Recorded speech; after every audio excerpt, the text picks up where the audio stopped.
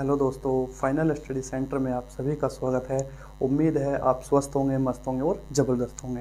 तो आज का हमारा टॉपिक रहता है प्रकाश का परावर्तन, रिफ्लेक्शन ऑफ लाइट।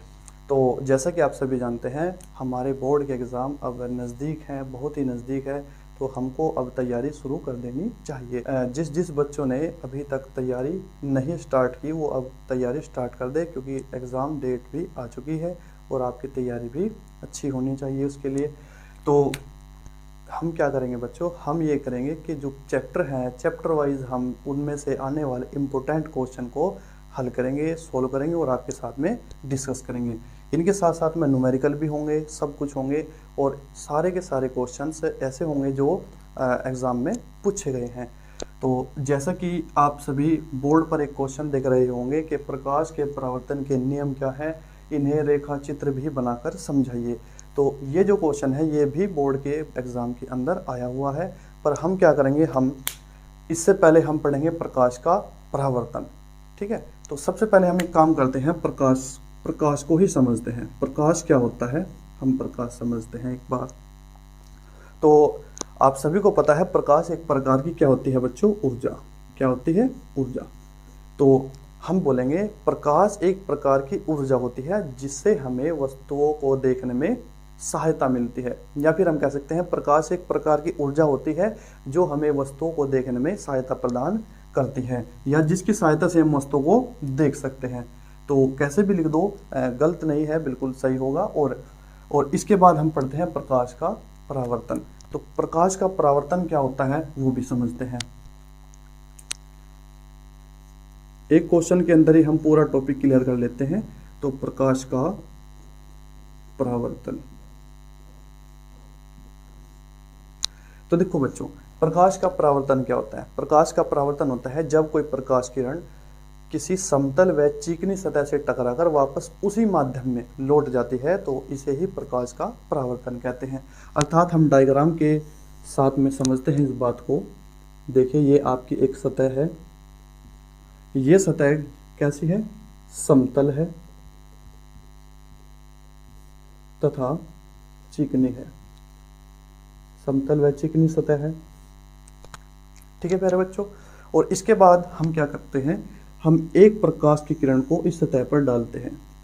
ये है किरण, इस किरण का नाम है आपतित किरण। क्या है बच्चों, आपतित किरण। आपतित किरण अर्थात आने वाली किरण, इस सतह पर आने वाली किरण आपतित किरण। अच्छा, ये सतह चिकनी है और समतल है, तो जब ये आपतित किरण इस सतह पर टकराती है तो टकराने के बाद वापस उसी माध्यम में लौट जाती है। तो इस आपतित किरण का क्या हुआ, यहाँ से परावर्तन हुआ, इसीलिए इस किरण का नाम क्या हुआ, इस किरण का नाम हुआ परावर्तित किरण। तो हम लिख देते हैं यहाँ पर, इस किरण का नाम हुआ परावर्तित किरण। ठीक है। अच्छा, आपतित किरण और परावर्तित किरण, इनके बीच में एक अभिलंब स्थित है। ये एक काल्पनिक रेखा होती है बच्चों, अभिलंब। ये एक अभिलंब है जो कि समकोण पर होता है हमेशा। तो देखो, इस अभिलंब और आपतित किरण के बीच में एक कोण बना, ठीक है बच्चों। और इधर देखते हैं हम, इस अभिलंब और परावर्तित किरण के बीच में भी एक कोण है, ठीक है। तो आपतित किरण ये वाली और अभिलंब, इन दोनों के बीच में बनने वाला कोण है आई, इसका नाम क्या हुआ, आई। और अभिलंब और परावर्तित किरण के बीच में बनने वाला कोण है आर। तो इनका नाम क्या हुआ, इनका नाम होता है, जो कोण आई होता है इसका नाम होता है आपतन कोण। क्या नाम है, आपतन कोण। और जो आर है इसका नाम होता है परावर्तन कोण। अच्छा, एक चीज इंपॉर्टेंट, जिस बिंदु पर ये किरणें हैं स्थित, ये बिंदु, इस बिंदु का नाम भी होता है कुछ, जो कि हम बोलते हैं आपतन बिंदु। आपतन बिंदु, ठीक है प्यारे बच्चों। तो डायग्राम भी आपके सामने है। तो अब एक बार और देखते हैं प्रकाश का परावर्तन। प्रकाश का परावर्तन होता है जब कोई प्रकाश की किरण किसी समतल व चिकनी सतह से टकराती है और वापस उसी माध्यम में लौट जाती है, तो इसे ही प्रकाश का परावर्तन कहते हैं। तो उम्मीद है आपकी समझ में आ गया होगा। अब हम पढ़ेंगे इसके नियम। तो इसके नियम क्या हैं प्यारे बच्चों? इसके नियम बताए गए दो। इसके नियम दो होते हैं। पहला जो नियम है वो भी डायग्राम के अंदर है और जो दूसरा नियम है वो भी इसी चित्र के अंदर है। अब देखो जो पहला नियम है वो क्या है? पहला नियम ये है कि हमेशा जो कोण आई होता है वह कोण आर के बराबर होता है। तो हम लिख देते हैं यहाँ पर कोण आई इज इक्वल्स टू कोण आर। ठीक है, तो यह है सदैव ये दोनों के दोनों हमेशा बराबर होते हैं। जितना कोण आई होगा उतना ही कोण आर होगा।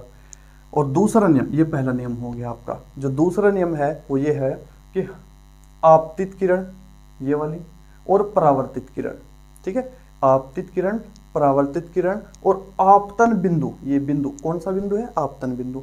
एक बार और देखो, आपतित किरण, परावर्तित किरण और आपतन बिंदु पर अभिलंब, तीनों के तीनों एक ही तल में होंगे। देखो बच्चों, एक ही तल है, समतल व चिकनी सतह वाला, ये एक ही तल है, तीनों के तीनों कहाँ स्थित है? एक ही तल। तो हम बोलेंगे, मैं लिख देता हूं, बड़ा बड़ा लिखता हूं, आपतित किरण कोमा आपतित किरण कोमा परावर्तित किरण तथा आपतन बिंदु पर अभिलंब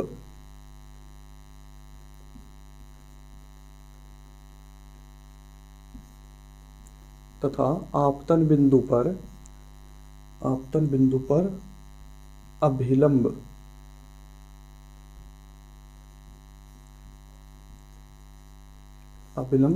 तीनों के तीनों एक ही तल में होंगे। तीनों एक ही तल में होंगे। तो ये था प्यारे बच्चों प्रकाश का परावर्तन, प्रकाश के परावर्तन के नियम और इसके साथ में इसका डायग्राम। तो इतना आप कर ले जाते हो तो आपको 2-3 नंबर का अगर आपसे पूछता है तो आप पूरे नंबर प्राप्त करते हो। लेकिन सबसे इम्पोर्टेंट चीज़ क्या है? डायग्राम। इस डायग्राम को आप याद रखो, ये नियम भी अपने आप ही याद हो जाते हैं, क्योंकि ये नियम कहाँ से है? इस डायग्राम के अंदर ही है। ठीक है, तो इस डायग्राम को आप जरूर याद रखो। और ये जो डायग्राम है इस खाली है ना कि भाई कभी आप ये समतल व चिकनी सतह बनाओ और ये कर दो। देखो इसके अंदर आपको ये नाम भी लिखने बहुत ही जरूरी हैं। जब तक इसके अंदर नाम नहीं होने के तब तक आपको नंबर भी नहीं मिल सकते। ठीक है, तो शायद आप समझ गए होंगे प्रकाश के परावर्तन के नियम। एक बार और देखो, जल्दी जल्दी रिवीजन करते हैं। देखो प्रकाश का परावर्तन क्या होता है? प्रकाश का परावर्तन होता है जब कोई प्रकाश की किरण किसी समतल व चिकनी सतह से टकराती है और वापस उसी माध्यम में लौट जाती है, तो इसे ही प्रकाश का परावर्तन कहते हैं। इसके बाद आता है प्रकाश के परावर्तन के नियम। तो इसके नियम दो होते हैं। जो पहला नियम है वो ये है कि हमेशा आपतन कोण जो आई है वो और जो परावर्तन कोण आर हमेशा एक दूसरे के बराबर होते हैं, या फिर हम कह सकते हैं आपतन कोण परावर्तन कोण के बराबर होता है। उसके बाद दूसरा नियम कहता है कि आपतित किरण, परावर्तित किरण तथा आपतन बिंदु पर अभिलंब तीनों के तीनों एक ही तल में होते हैं। तो ये आपका प्रकाश का परावर्तन, प्रकाश के परावर्तन के नियम तथा उनके साथ में ये डायग्राम। तो ये क्वेश्चन इंपॉर्टेंट था, हमने आपको करा दिया। और जितने भी इस चैप्टर के अंदर जो प्रकाश का परावर्तन है, प्रकाश का परावर्तन और अपवर्तन, ठीक है, तो इस चैप्टर के अंदर जितने भी इंपॉर्टेंट क्वेश्चन होंगे, चाहे वे न्यूमेरिकल्स हो या फिर थ्योरीज हो, जितने भी आपसे बोर्ड के एग्जाम में अब तक पूछी गई है, वे सब के सब हम आपसे डिस्कस करेंगे। तो इस वीडियो को आप सभी शेयर कीजिए, लाइक कीजिए, सब्सक्राइब कीजिए इस चैनल को। ठीक है।